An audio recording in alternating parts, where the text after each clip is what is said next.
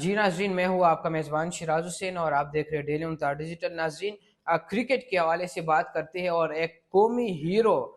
جو گزر چکا ہے اس حوالے سے بھی بات کرتے ہیں کہ انہوں نے جس طرح اپنا کیریئر، اپنا ٹائم نکالا اور پاکستان کے لیے انہوں نے جو خدمات دیا اس حوالے سے ضروری بات کریں گے۔ اس کا نام ہے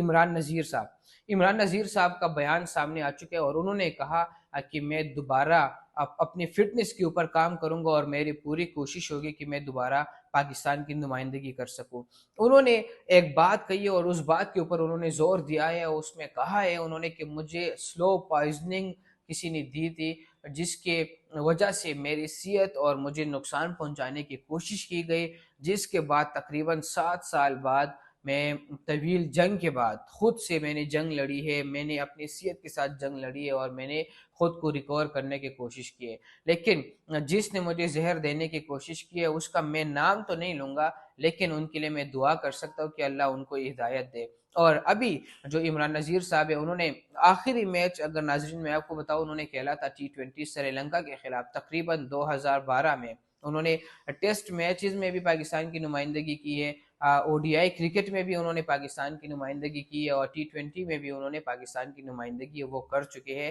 اور ابھی ان کا یہ بیان ہے کہ میں جو ہے میری کوشش ہوگی کہ میں نوجوان نسل کے لیے ایک موٹیویشن بن جاؤں اور میں دوبارہ اپنے فٹنس کو بحال کرتے دوبارہ میدان میں اتر جاؤں اور پاکستان کی نمائندگی کر سکوں۔ ناظرین، انہوں نے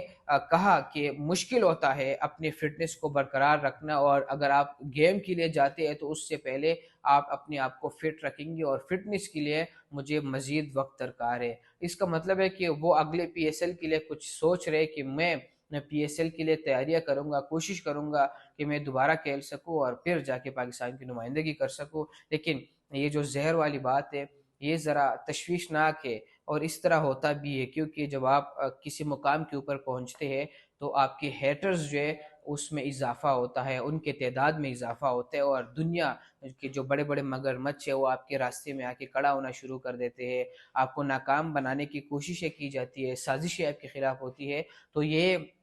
جو کریڈٹ ہے یہ عمران نذیر صاحب کو جاتا ہے کہ آپ نے اتنی اسٹرگل کی ہے، آپ کے ساتھ جو کچھ ہوا وہ آپ بہتر طریقے سے فیل کر سکتے ہیں، سمجھ سکتے ہیں، ہم تو اس کے اوپر صرف بات کر سکتے ہیں، لیکن جو آپ نے دوبارہ ارادہ کیا تو ہماری بھی دعا ہے آپ کے لیے کہ آپ دوبارہ واقعی پاکستان کی نمائندگی کر سکے اور پاکستان کا نام روشن کر سکے، اور نوجوان نسل کے لیے واقعی میں ایک موٹیویشن بن جائے کہ کیوں اگر آپ زندگی میں کسی جگہ ناکام ہوتے تو آپ دوبارہ بھی اپنا نام بنا سکتے۔ اپنے میزبان شراز کو دیجیے اجازت، اللہ نے کے بعد۔